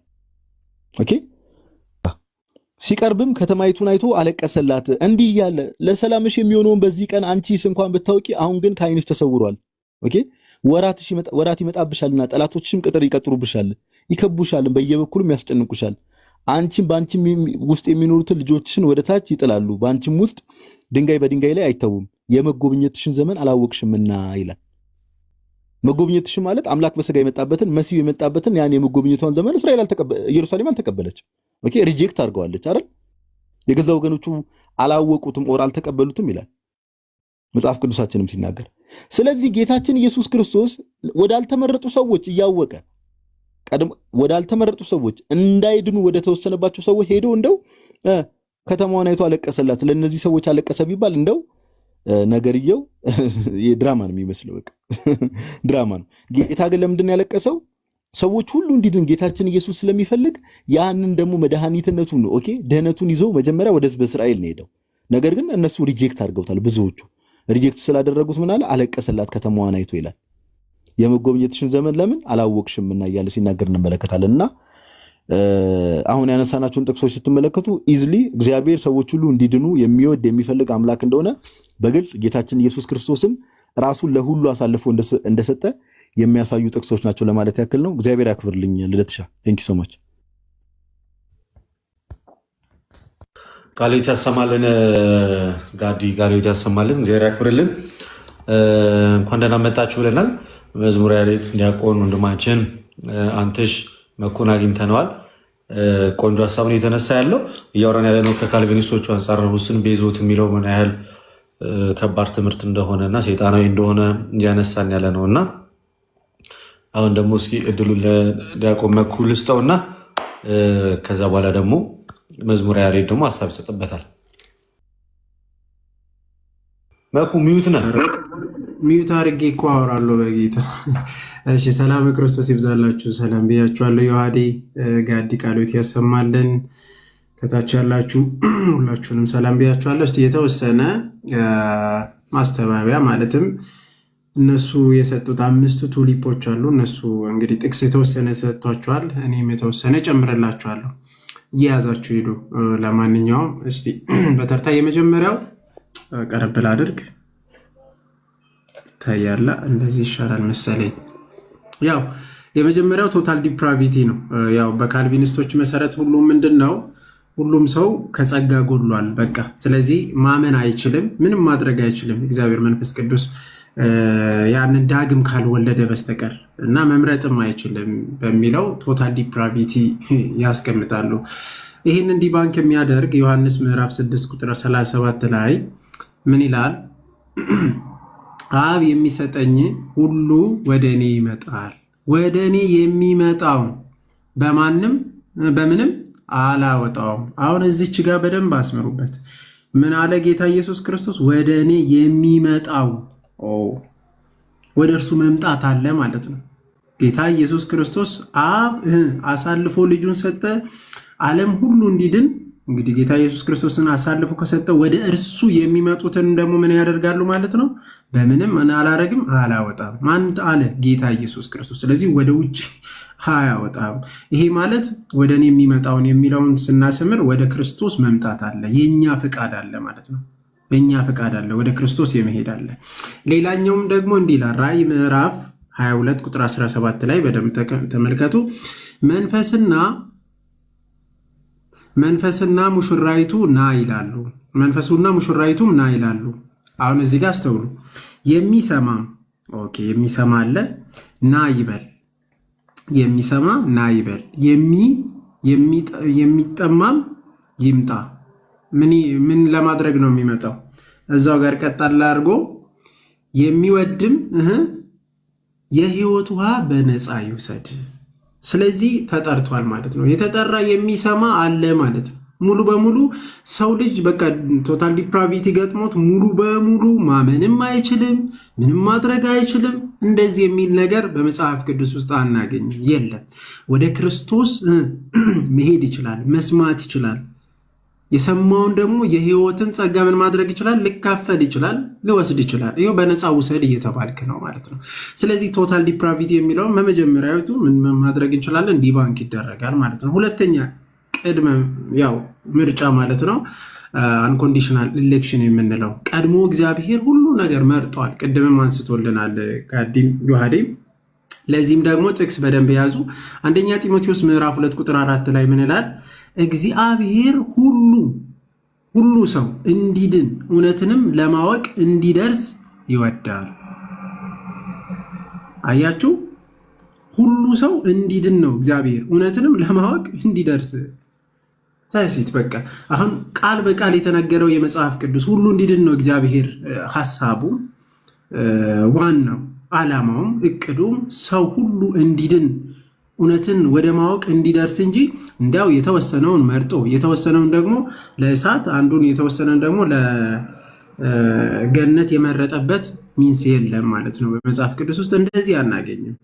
ሌላ ሶስተኛ ምንድነው? ውስን ቤዞት የሚባለው ወይም ሊሚትድ አውቶኖመንት የምንለው ነው። ሊሚትድ አውቶኖመንት ላይ ትናንትና ሳነብ ነበረ። ቅድም ዮሐዴም እያነበበ ነበረ። ይሄ የተከዳ እውነት ላይ በጣም ማብራሪያ ሲሰጥ ኢየሱስ ክርስቶስ ለዓለም አልሞተም፣ ቀጥታ ነው በነገራችን ላይ የሚለው። ይህንን ገጽ ስንት ላይ ይሄው ይታያችኋል አይደል? ይሄ ቃል በቃል ምንድን ነው የሚለው መሰላችሁ? ላንብብላችሁ።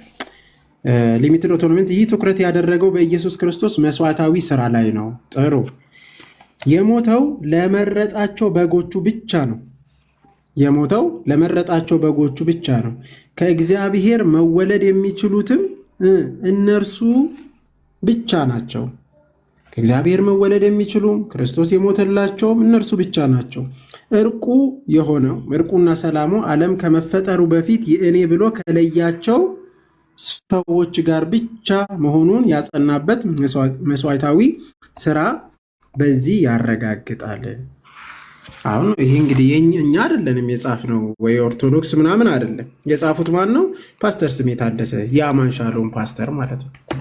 ያው ከራሱ ከካልቪን ወስዶ ነው እንትን ያደረጉት። ስለዚህ ኢየሱስ ክርስቶስ ለተወሰኑት ብቻ ነው የሞተ ብሎ የሚያምኑ ናቸው። የተወሰነ ብቻ ቀድሞ የመረጣቸው ለነዛ ብቻ ነው እርቅ ያደረገው። ይሄ የተከዳ እውነት ሳይሆን ራሱ እውነትን የከዳ መጽሐፍ ማለት ነው። እውነትን የከዳ መጽሐፍ ነው ይሄ መጽሐፍ። ለማንኛውም ይሄ ዲባንክ ሲደረግ በቀላሉ ቅድም የተጠቀሱ ጥቅሶችም አሉ። በዮሐንስ ወንጌል ምዕራፍ 1 ቁጥር 29 ላይ ምን ይላል? እነሆ የዓለምን ኃጢአት የሚያስወግድ የእግዚአብሔር በግ የተባለው እነሆ የዓለምን ኃጢአት የሚያስወግድ ምን የእግዚአብሔር በግ። ስለዚህ ዓለምን እንጂ የሆነ የተወሰነ የመረጣቸውን ሰዎችን አይደለም ማለት ነው የተባለው። አንደኛ ዮሐንስ ምዕራፍ 2 ቁጥር 2 ላይም የተነገረው እርሱ ነው። እርሱም ስለ ኃጢአታችን ማስተሰሪያ ነው። ስለ ኃጢአታችን ብቻም አይደለም፣ ስለ ዓለም ሁሉ ኃጢአት፣ ስለ ዓለም ሁሉ ኃጢአት ነው ክርስቶስ የሞተው። ያንን ክርስቶስን የተቀበለ አሜን ብሎ የኃጢአት ማስተሰሪያን ያገኛል። አይ አልቀበልም ያለ ደግሞ ሲኦልን ይመርጣል ማለት ነው በራሱ ፍቃድ። አራተኛ ይሄ ኢሬዚስቲብል ግሬስ ነው። የማይቃወም ማለት መቃወም አንችልም ማለት ነው።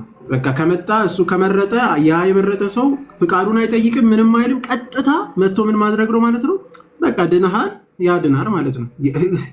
ሳትወድ በግድ ማለት ነው። ዳግም ይወልዳል። ሳትወድ በግድ በቃ አንተ ተመርጣል። ስለዚህ ምንም ማድረግ አልፈልግም ገነት ብትል ራሱ ትገባታለህ እንጂ የትም አትደርስም። በቃ ትገባታለህ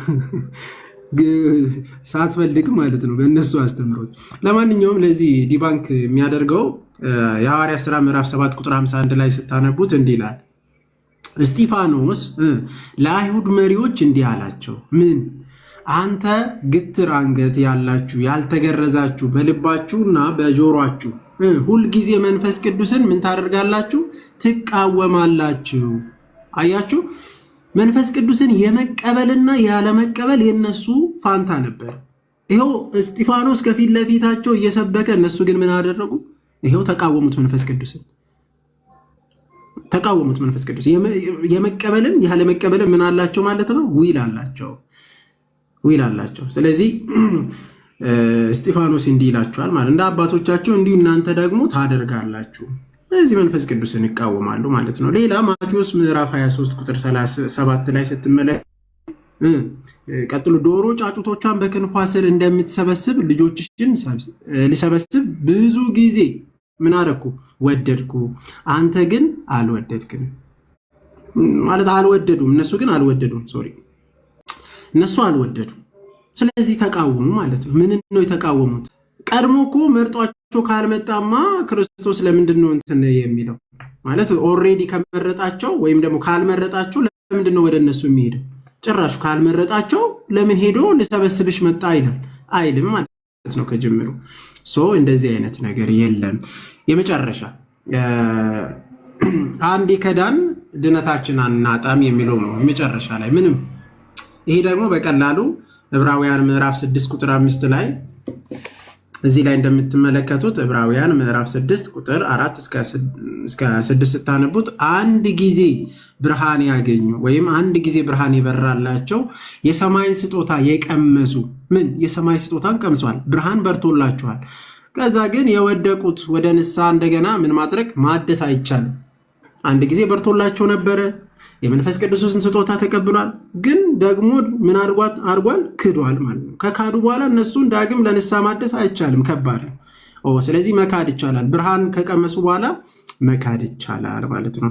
ስለዚህ አዘይንድ ምንድነው? አምስቱ በቀላሉ በእነዚህ ጥቅሶች ዲባንክ ማድረግ እንችላለን። ሌሎችም ጥቅሶች ማንሳት እንችላለን። እግዚአብሔር ይስጥልን። መኩ ቃል ያሰማል። በጣም ማለት በጸደይ ሁኔታ ተዘጋጅተበት ነበር ማለት ነው። በራ የተወሰነ እያልኩበት ነበር መኩዚ መምህር ስምሽን ቀየሪ። በእውነት መኩ ነኝ የካልቪኒዝም መዶሻ። አመሰጠርሽ እኮ ሄድሽበት፣ አላስተረፍሻቸውም። ሰሞኑ የሆነ የተወሰነ እንትን እያደረኩ ነበረ እንዴ ከታች እኮ እያሉ ነው። ይህንንማ ከጃፓን ይዞ የመጣው እየተባለ እኮ ነው። ኖቱን ከዛ ነው ያመጣው እየተባለ እኮ ነው በእውነት። እና እነሱ አሁን ስላልተመረጡ ነው በቃ ለጃፓን እኔ እሟገታለሁ። ክርስቲያን ያልሆኑ ስላልተመረጡ ነው። እነማ? ጃፓኖች። ስለዛ ለሩቅ ምስራቁን መከራከር ጀመርክ። ኦፍኮርስ አንተ የምትከራከረው ለሙሉ ጃፓኖች አይደለም። ለነገሩ አውቃለሁ ለሆነ ሰው ብቻ ነው። ስዕል ሰተህ መተህ ያማል እንደ ቀልደኛ። ላልተመረጠ ሰው ስዕል የሰጠሁት አትለኝም። ልደት ሰጥቼ ነው መጣሁ። አኪዋ ቢስ ነው ገብቼ በጠበጥኳችሁ። አለን ይመስገን አምላክ። ቀጥሉ በእናትህ። መኩኩ ደስ ብላኝ። ቱሊፑ ላይ ስትሄድበት መኩኩ ደስ ብኝ እኮ ነው። የምር በአሪፉ በቃ የለው በጣም ጸደይ። አምስቱን እኮ በ5 ደቂቃ እኮ ነው ዲባንክ ያደረገው። መጨረሻ ይዋደ በፊቱ አይቆምም ስለ በመኩ ፊት የሚቆም እናቱ የወለደችው እኔ ነኝ ያለ ካልቪኒስት ይምጣ። ከዚህ ፒዲኤፍ የሚያመልጥ ካልቪኒስት ይምጣ እኮ ነው ይምጣ እንዴ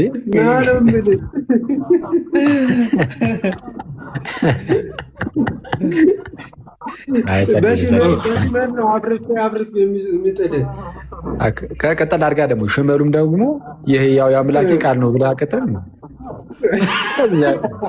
ምንድነው የምትቆራርጠው ጥቅሱን? እንዴ እና ከሄድክበት በደንብ ሂድበት። ከሄድክበት ሙሉን ጥቀሰው እንጂ በብሉይ ኪዳን እግርን ብዬ በአዲስ ኪዳን አንጎደን እልልሃለሁ። ከታች ወደ ላይ ማገሳው ገላትያን ነው። አጂ ዛሬ በጣም በተደጋጋሚ ዓለም ስትል ነበረ። ስል ማቴዎስን ነው አለ ሰውዬ። ኤርሚያስ ያበረች ሰው ነች እኮ ይመቻል። ሚዩት አድርገው እስኪ እሱ ጋር እንደሚያስተጋባው በጣም ይረብሻል። ፈታ ብለው እንዳይጫወቱ እኮ አደረገ። እሺ ኤርሚያስ ምርጥ ሰው፣ እሷ መጥፋት አልነበረባትም። በእናትህ አለ ግን እሱ ሰው ዘንድሮ አለ ፑሽ እያለ እኮ ነው። አለ ወይ ትላለህ? ኦኬ እዚህ ካልቪኒስቶቹ ላይ ሲሄድበት ነው መኩ።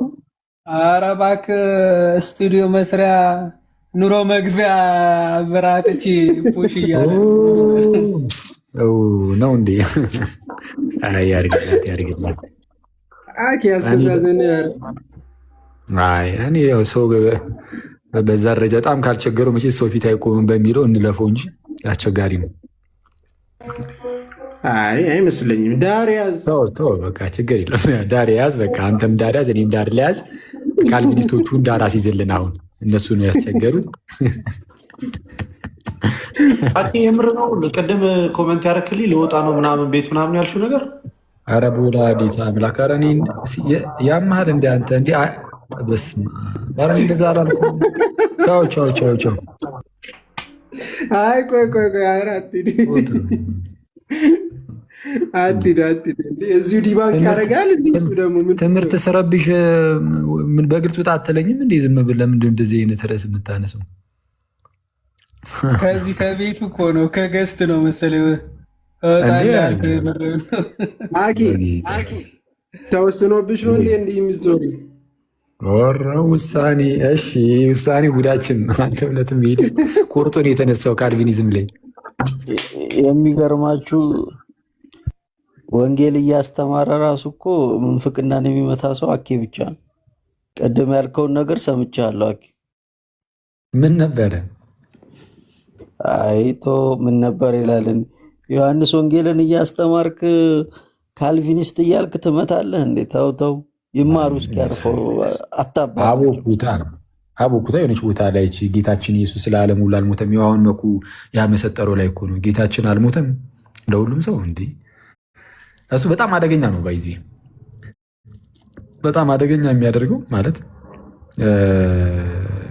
ጌታችን ለእያንዳንዱ ግለሰብ ይቅርታ፣ በግለሰብ ደረጃ ለእያንዳንዱ ሰው ሞቷል የሚለውን አለማመን ማለት ትምህርቱ ሐሰት ነው። ትምህርቱ ሐሰት መሆኑ ብቻ ሳይሆን አንዳንድ ትምህርቶች ላይ ለምሳሌ ብትሳሳት ማለት ነው ቀጣይ የሚያመጣው የሆነ በጣም አደገኛ ነገር ላይኖር ይችላል። ሊያጠፋ ራሱ እኮ ይችላል አንተን፣ ግን እንደ አጠቃላይ ግን የሆነ ብዙ አደገኛ ነገሮችን አብሮ ሊያስከትል ይችላል። ይሄ ግን የሚያስከትለው አደገኛ ነገር አለ። ሁለት ለምሳሌ አደገኛ ነገሮችን ሊያስከትል ይችላል። የመጀመሪያው እንዴ ጌታችን ኢየሱስ የሞተው ለተወሰኑት ነው፣ ለጥቂት ሰዎች፣ ለተወሰኑት ለተመረጡት እግዚአብሔር እንዲድኑ የፈለጋቸው የሆኑ የተወሰኑ ሰዎች። አሁን ቅድም በቃ መኩያሉ ማለት ለእነሱ ሰዎች ከሆነ የሞተው ክርስቶስ በሐዲስ ኪዳን የእግዚአብሔር ፍቅሩ የተገለጠው በምንድን ነው? በሐዲስ ኪዳን የእግዚአብሔር ፍቅሩ የተገለጠው ልጁ ኢየሱስን ለሞት አሳልፎ በመስጠት ወይም እንዲሞትልን በመላክ ነው። የክርስቶስን ፍቅሩ የተገለጠው ለእኛ በመሞት ነው። እግዚአብሔር ለእኛ ያለውን ፍቅር እንግዲህ አይተናል ተብሎ የተነገረው በአንደኛው ዮሐንስ መልእክት ላይም እንደተነገረን፣ በሮሚ መልእክት ምዕራፍ 5 ላይም እንደተነገረን እግዚአብሔር ልጁን ለእኛ አሳልፎ ሰጥቷል። በዚህም እግዚአብሔር ለእኛ ያለውን ፍቅር ያስረዳል ብሎ ነው የተናገረው። ስለዚህ በሐዲስ ኪዳን የእግዚአብሔር ፍቅር የተገለጠው በምንድን ነው? እንዳትረሱ በክርስቶስ ኢየሱስ ሞት። ታዲያ ግን ጌታችን የሞተው ለጥቂት ሰዎች ከሆነ እግዚአብሔር ይህ ፍቅር ያለው ለጥቂቶች እንጂ ለእያንዳንዱ ግለሰብ አይደለም ማለት ነው እንዴ? ስለዚህ እግዚአብሔር ይህን ሁሉ ግለሰብ ወዳጅ፣ ይህን ሁሉ ሰው አፍቃሪ አይደለም። ስለዛ ምን ላይ ይሄዳል? እግዚአብሔር ፍቅር ነው የሚለውን ያስክዳል። እግዚአብሔር ፍቅር ነው የሚለውን እግዚአብሔር አምላካችን ፍቅር ነው የሚለውን ያስክዳል። ስለዛ ለምሳሌ እኔን ይውደደኝ ራሱ አላውቅም ማለት የተመረጡት ውስጥ ካልሆንኩኝ አይወደኝም ማለት ነው፣ አያፈቅረኝም። ስለዛ እኔ ራሴ ደግሞ እግዚአብሔር እንድወደው ደግሞ አልጠበቅም። ለምን? እግዚአብሔር አስቀድሞ የወደዳቸው ነው ማለት እርሱ አስቀድሞ ወዶናልና እኛም ደግሞ እንወደዋለን ስለሚል እርሱ ካልወደደኝ ለምን እኔ እንድወደው ይጠበቅብኛል? አይጠበቅብኝም ማለት ነው። እሱ ሲጀመር አልወደደኝም ያስብላል። አይተዋል። ጌታ ኢየሱስ ነፍሱን ስለ ወዳጆቹ አሳልፎ ከመስጠት የሚበልጥ ፍቅር ለማንም የለውም ማለት ዮሐንስ ወንጌል ምዕራፍ 15 ቁጥር 13 ላይ ነፍሱን ስለ ወዳጆቹ አሳልፎ ከመስጠት የሚበልጥ ፍቅር ኧረ ለማንም የለውም ማለት። ከዛን እንደዛ ብሎ ተናገረና ፍቅሩን አሳየን። እንደውም ለወዳጆቹ አይደለም ለጠላቶቹ በመሞት ግን የሞተው ግን ለተወሰኑት ከሆነ ምንም ፍቅሩ ለኔ አላሳየኝም ያስብላል። እና የመጀመሪያ አደገኛ የሚያደርገው ለተወሰኑት ሰዎችን የሞተው የሚለው ትምህርት አደገኛ የሚያደርገው አንዱ እግዚአብሔር ሁሉም በግለሰብ ደረጃ በሐዲስ ኪዳን በተገለጠው መልኩ ማለት ይወዳል የሚለው ውሸት ይሆናል፣ ሐሰት ይሆናል። አይወድም። በቃ የተወሰኑትን ነው ለማዳን የወደደው። ስለዚህ የሚወዳቸው የሚያፈቅራቸው የተወሰኑትን ነው ያስብላል። ስለዚህ የእግዚአብሔር ፍቅርነት ላይ በጣም ጥያቄ የእግዚአብሔርን ፍቅርነት ጥያቄ ምልክት ውስጥ የሚከት አደገኛ ነው። ሁለተኛው አደገኛው ደግሞ ምንድን ነው? ጌታ የሞተው ለተወሰኑት ከሆነ እነዚያ የተወሰኑት ደግሞ አስቀድሞ ከዓለም ሳይፈጠር በፊት አስቀድሞ እግዚአብሔር የወሰናቸው ነው ምናምን ሲለን አልነበረ? አሁን እና የምር እንደዛ ምነውም ደግሞ የተወሰኑት ሰዎች እነማን እንደሆኑ አናውቅም። አሁን ይህ በእግዚአብሔር ካውንስል ውስጥ ያለ ነው የሚሉት እነሱ ራሳቸው ስጠይቋቸው አሁን እግዚአብሔር የወሰናቸው እነማን እንደሆኑ ማወቅ ይቻላል ብላችሁ ስጠይቋቸው ነው አይታወቅም። በቃ ይህ በእግዚአብሔር ምክር ውስጥ ነው ያለው።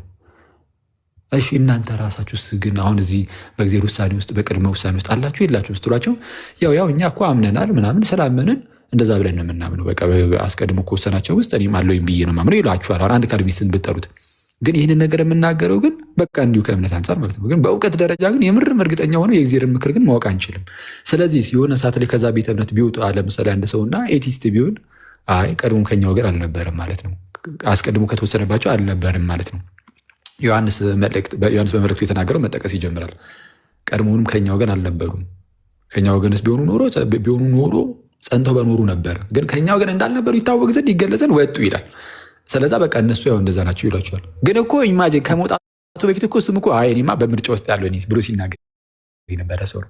ስለዛ እስካሉ ድረስ እንደዛ ብለው እንደው በቃ እንደው በእምነት እንደዚህ እንይዛለን ይሏቸዋል። ግን እርግጠኛ ሆነው ግን መናገር አይችሉም። እነሱ ራሳቸውም በእግዚአብሔር ቅድመ ውሳኔ ውስጥ ይኖሩ አይኖሩ እምነቱን ሳይክሉ ቢኖሩ ራሱ መጨረሻ ላይ ልክ ሲሄዱ ማለት ነው ወደ ጌታ ሲሄዱ አይ እናንተ በቅድመ ውሳኔ ውስጥ የላችሁም ሊባሉ ራሱ ይችላሉ። እነሱ በሚሉት በቅድመ ውሳኔ ትምህርት እንሂድ ከተባለ ማለት ነው አይታወቅም። ይሄ ታዲያ ምንድን ነው አደገኛ የሚያደርገው ከተባለ አንደኛ ለምሳሌ እኔ ካልቪኒስት ብሆን መኩ ለምሳሌ ከተመረጡት ውስጥ ይሁን አይሆን አላውቅም። ልደት ወይም ሌሎቹም እዚህ ጋር ያሉት እናንተም ከተመረጡት ውስጥ ሁኑ አትሁን አላውቅም። መኩን ጌታ ሞቶልሃል ማለት አልችልም። ምክንያቱም ለተመረጡት ከሆነ ጌታ የሞተው እኔ መኩ እየተመረጠ ይሁን አይሆን በምን አውቃለሁ? ስለዛ በድፍረት የምር እርግጠኛ ሁኜ ማለት ነው ዝም ብዬ ቅድም ስለው ነበር ለስብከት ያህል ጌታ ሞቶልሃል መኩ ልል እችላለሁ፣ ግን እርግጠኛ ሁኜ ግን አላውቀውም። ከተመረጡት ውስጥ ካልሆነ እየዋሸሁ ነው የሚሆነው። ጌታ ሞቶልሃል ካልኩት በኋላ ማለት ነው። ግን እርሱ መኩ አስቀድሞ ከተወሰነባቸው ውስጥ ከሌለ እየዋሸሁ ነው ማለት ነው። ዋሸሁኝ፣ አልሞተለትም እኮ ሳይሞትለት ሞቶልሃል ብዬ እየዋሸሁት ነበረ። ውሸት ደግሞ ኃጢአት ነው። እንዴት አድርጌ አሁን እርግጠኛ ሆኜ መናገር አልችልም? የትኛውንም ሰው ጌታ አይበለውና በል አይ የምንፍቅር በዛ የስቱን ትምህርት ስለሆነ እያነሳን ያለ ነው፣ ችግር የለውም። አይበለውና በል ትለኛለች ሶሊያና። እና አደገኛ የሚያደርገው ይሄ ነው። ሁለተኛው ማንንም ሰው በድፍረት እርግጠኛ ሆነ ክርስቶስ ሞቶልሃል ብለህ መናገር አትችልም። ለራስህ ራሱ ጌታ ሞቶልኛል ብለህ መናገር አትችልም። አስቀድሞ ከተወሰኑት ውስጥ ሁናቱን ስለማታውቅ በምን ታውቃለህ? ባትሆንስ ገግመ በቃ በቅድመ ውሳኔ ውስጥ አለሁኝ ማለት አትችልም። የእግዚአብሔርን ምክር ማወቅ አትችልም። እና ጌታ ለተወሰኑት ነው ለጥቂቶች ነው የሞተው የሚለው ትምህርት በጣም አደገኛ ነው። በተለይ በእነዚህ በሁለት ትምህርቶች መካከል መሰረት በጣም አስቸጋሪ ያደርገዋል። ቅድመ ውሳኔ እንዳለ እናምናለን። ማያምን ኦርቶዶክስ የለም። በቅድመ ውሳኔ እናምናለን። ግን ቅድመ ውሳኔ ብዙ አይነት ነው ያለው። ጋይስ ቅድመ ውሳኔ ሲባል ብዙ አይነት ነው። አሁን ያልኳቸው የካልቪኒስቶቹ ጥንት ላይ በኖስቲክ መናፍቃን ዘንድ በእነሱ ዘንድ ያለ የሚመስል አይነት ነገር አለ። በኋላ ላይ አውግስጢኖስ ደግሞ አስተምሯል። እሱን እናምናለን። አውግስጢኖስ አሁን የካልቪኒስቶቹን የሚመስል ቅድመ ውሳኔ ትምህርት ከመጀመሪያው ጀምሮ አይደለም፣ ወደ ኋላ ላይ ጥንት ላይ አውግስጢኖስ ምናልባት ወደፊት ወደምንሄድበት ይሆናል። ግን አውግስጢኖስ መነናዊ ነበረ ማለት ማኒኪዝም ውስጥ ነበር ህይወቱን ያሳለፈው እና ከዚህ ከመነናዊ እምነቱ ወጥቶ ሲመጣ መነናውያን ምን ያምኑ ነበረ? በቃ ይሄ ነፃ ፈቃድ የለም። በቃ ምንድነው ሁለት አይነት ነፍሳት አሉ። አንዳንዶቹ ዝም ብሎ ምድራዊ የሆነ ነፍስ አለ፣ አንዱ ደግሞ መንፈሳዊ የሆነ ነፍስ ደግሞ አለ። መንፈሳዊ ተብሎ የተፈጠሩ ነፍሶች እነሱ በቃ ቀጥታ መዳረሻቸው ይታወቃል። ኦልሬዲ ፕሬደስተንድ ነው፣ ፕሪዴተርማይንድ ነው። በቃ ቀጥታ ሄደው ይገባሉ ወደ እግዚአብሔር መንግስት። ገና ከፍጥረታቸውም ደግሞ ስጋዊ ምንድነው ምድራዊ ሆኖ የተፈጠሩ ነፍሳት አሉ። እነሱ ደግሞ በቃ ለጥፋት ነው የተፈጠሩት። ስለዚህ ምንም እነሱ መቀየር አይችሉም ሰዎቹ ማለት ነው። እንደዚህ አይነት እምነት ነበራቸው በፊት እነዚህ መነናውያኑ ማኒኬያኖቹ። ከዛ ቤተ እምነት ነው እንግዲህ ሊቁ አውግስጢኖስ የመጣው እና ሲመጣ ብዙ ጊዜ እንደምታውቁት ልክ ከሌላ ቤተ እምነት አንድ ሰው ከአንድ ቤተ እምነት ወደ ሌላ ቤተ እምነት ሲሄድ የመጀመሪያ ብዙ ጊዜ የሚሰራቸው ስራዎች ምን አይነት ስራዎችን ነው? አስቀድሞ የነበረበትን ቤተ እምነት አታክ ማድረግ ይጀምራል። ወይም ደግሞ አታክ ባያደርግም ለእነሱ የወጣበትን ምክንያት ለማስረዳት ምላሽ መስጠት ይጀምራል። አውግስጢኖስ እንደዛ ነበር ያደረገው። ከዚህ ከመነናዊ እምነቱ ልክ ሲወጣ ለመነናውያን ምላሽ መስጠት ጀመረ። ለመነናውያን አንቲማኒኪያን ወርክስ ይባላሉ። እነዚህ የእርሱ የኦገስትን ስራዎች አንቲማኒኪያን ወርክስ ስራዎቹ እነዚህ ጸረ መነናውያን ስራዎች ተብሎ ይታወቃሉ። በቃ 390 ምናምን ዓመተ ምህረት ጀምሮ 380 ምናምን ዓመተ ምህረት ጀምሮ ምናምን ይሰራል። በኋላ ላይ ነው ግን ቀስ በቀስ ከአንድ መነናዊ መምህር ጋር ይከራከራል። አውግስtin ጥሩ ነበር። እዛ ክርክሩ ላይ ነፃ ፈቃድን በጣም አበክሮ ያስተምር ነበር። ነፃ ፈቃድ አለ ነው ትምህርቱ። ከዛን ቀስ በቀስ ግን አንዳንድ የመጽሐፍ ቅዱስ ጥቅሶች እንግዲህ የከበዱት ይመስላል። እውነቱን እንግዲህ ለመናገር እኔ እስካየሁት የተወሰነ ሳየው ምናምን አንድ ፎርቱናተስ የተባለ መነናዊ መምህር ነበር እና ከፎርቱናተስ ጋር ዲቤት ሲያደርግ ሮሚ 7ን ጠቅሶበት ነበረ እና ሮሚ 7 ላይ ትንሽ ጠጠረ ነገር አለበት እና ከሆነ ሰዓት በኋላ ትንሽ የተወሰነ የነፃ ፈቃድን የመካድ ነገር ማሳየት ጀመረ። አውግስጢኖስ ቀስ በቀስ እያለ ጨራሽ እነ ፔላጂስ ሲነሱ ለእነ ፔላጂስ መልስ መመለስ ሲጀምር ሙሉ በሙሉ ነፃ ፈቃድን ክዶ በቅድመ ውሳኔ ነው ሰው የሚድነው፣ እኛ ስለፈቀድን አይደለም መፍቀድም አንችልም፣ ለመንፈሳዊ ነገር የሞትንን ማለት በቃ ፈቃዳችን የሞት ነው ኦልሬዲ እና መልካም ነገር ጭራሽ መምረጥ አንችልም። ምንም በቃ የመምረጥ ምንም ፈቃዳችን ሞቷል፣ ታስሯል ኦልሬዲ ፈቃዳችን። ስለዚህ ኢረዚስተብል የሆነ እምቢ የማይባል የማይቃወሙት አይነት ጸጋን እግዚአብሔር ለሆነ እሱ አስቀድሞ ለመረጠው ዝም ብሎ ሰጥቶት ዳግም ወልዶት እንደዛ ያደርገዋል ምናምን የሚመስል ነገር ወይም ደግሞ ያን ጸጋ ሰጥቶት እንዲያምን ያደርገዋል ምናምን የሚመስል ነገሮችን ማስተማር ጀመረ እና እንደዚህ አይነቱን ቅድመ ውሳኔ አንቀበልም። ግን እኛ የምንቀበለው ደግሞ የቅድመ ውሳኔ አይነት ትምህርት ደግሞ አለ። እሱ መጽሐፍ ቅዱሳችን ላይም ስለ ቅድመ ውሳኔ ስለተነገረ ማለት ነው። እሱ ምንድነው? እግዚአብሔር አስቀድሞ ያውቃል። አስቀድሞ ምን ያውቃል? ለምሳሌ መኩ ይመን አይመን እግዚአብሔር አስቀድሞ ያውቃል። ኦል ኖዊንግ ስለሆነ ሁሉን አዋቂ ስለሆነ ያውቃል። ስለዚህ ከማወቁ አንጻር አይቶ በቤተ ክርስቲያን ውስጥ እንደሚያምን ቤተክርስቲያን ውስጥ እንደሚሆን በዚህ በእግዚአብሔር የተመረጠ ሕዝብ ውስጥ ቤተክርስቲያን የእግዚአብሔር የተመረጠች ሕዝብ ናት። በዚህ በተመረጠ ሕዝብ ውስጥ እንደሚሆን ስለሚያውቅ አስቀድሞ የወሰናቸውን ተብሎ ሊነገርለት ይችላል። ይህ ቅድመ ውሳኔ ግን በምን ላይ የተመሰረተ ነው? በእውቀት ላይ የተመሰረተ ነው። በእግዚአብሔር በእውቀቱ ላይ የእግዚአብሔር እውቀት ደግሞ ምንድን ነው? መኩ ነፃ ፈቃዱን ተጠቅሞ ይመን አይመን ምናምን እሱን የማወቅ ጉዳይ ነው። ስለዛ ነፃ ፈቃዳችን ኢንታክት ነው ማለት ተጎድቷል፣ ግን ሰው ግን ነፃ ፈቃዱ ግን ሙሉ በሙሉ ግን አልጠፋም። ስላልጠፋበት ሙሉ በሙሉ ነፃ ፈቃዱ የመምረጥ መብት አለ። ስለዛ የቅድመ ውሳኔ ትምህርታችን የኛ ኦርቶዶክሳዊው እንደዛ ነው፣ ክርስቲያናዊ የአውግስቲኒያኑ ግን በጣም ኤክስትሪም የሆነ አውግስቲኒያን እንትኑ ቅድም ያልኳችሁ ነው እና ያ ሄድኩበት በጣም ይህንን ሰዓት እጅት ማለት አሁን እግዚአብሔር ፍቅር ነው አይደል? በእነሱ ማለት አስተምህሮት እግዚአብሔር ፍቅር ነው ማለት ይቻላል? ወይም ደግሞ ማለት እግዚአብሔር ሁሉንም ሰው ይወዳል ማለት ይቻላል በእነሱ? እንዳልኩ ነው ቅድም እንዴት ይባላል? የተወሰኑትን እኮ ነው በቃ በአዲስ ኪዳን የእግዚአብሔር ፍቅሩ የተገለጠው በልጁ ሞት ነው። ልጁ ደግሞ የሞተው ለተወሰኑት ከሆነ የተወሰኑትን የሚወድ ነው፣ ሌላውን ሁሉ የሚጠላ ነው። በነገራችን ላይ እኮ ይጠቅሳሉ ሮሜ 9 እንደውም አይደለ ያዕቆብን ወደድኩ ኤሳውን ጠላው ምንም ነገር ሳይታይ እንደዛ የሚለው አሁን ሮሜ 9 ላይ ስታይ ምንድነው ከልጆቹ ምንም ሳይታይ ነው የሚለው ያዕቆብና ኤሳው ክፉም ሆነ ደግን ሳይሰሩ ነው የሚለው። ኢማጂን ክፉም ሆነ ደግን ሳይሰሩ ኤሳውን ወደድኩ ይቅርታ ያዕቆብን ወደድኩ ኤሳውን ጠላው ስለሚል በዚህ ሁኔታ ውስጥ ከእነርሱ ምንም ነገር ሳይታይ ይላሉ። አሁን ካልቪኒስቶች ይመጡና እሱን ሲጠቅሱ በቃ ምንም ነገር ሳይታይ ያዕቆብን ወደድኩ ኤሳውን ጠላው ስለሚል አንዳንዶችን ዝም ብሎ እንደዚሁ በቃ ወዷል።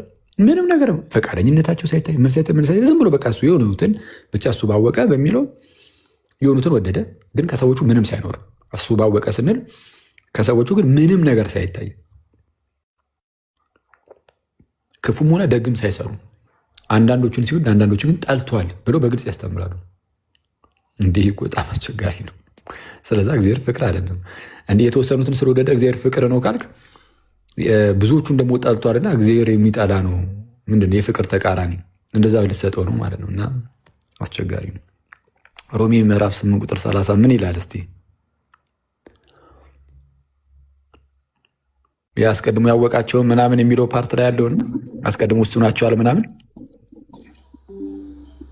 ሮሜ 8:30 እንዲህ ይላል፣ አስቀድሞ የወሰናቸው እነዚህ ደግሞ ጠራቸው፣ የጠራቸውንም እነዚህ ደግሞ አጸደቃቸው፣ ያጸደቃቸው እነዚህ ደግሞ አከበራቸው። አስቀድሞ ምን ያላቸውን ብሎ ነው የሚጀምረው? የወሰናቸውን አስቀድሞ የወሰናቸውን ብሎ ነው የሚጀምረው። ስማ ቴዲ ነው ከታች ጠየቀኝ ብሎ እስኪ አስቀድሞ የወሰናቸውን ይላል። ከላይ ከፍ ብለህ አንድ ብቻ ከፍ ብለህ አንብበው ከ28 ጀምረህ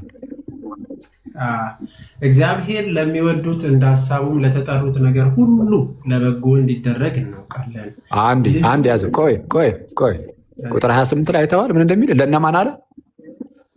ለሚወዱት። አየህ፣ ለማን? ለሚወዱት እንደ ሀሳቡ እንደተጠሩት። ለሚወዱት ማለት ያለ ፈቃድ ነው የምትወደው።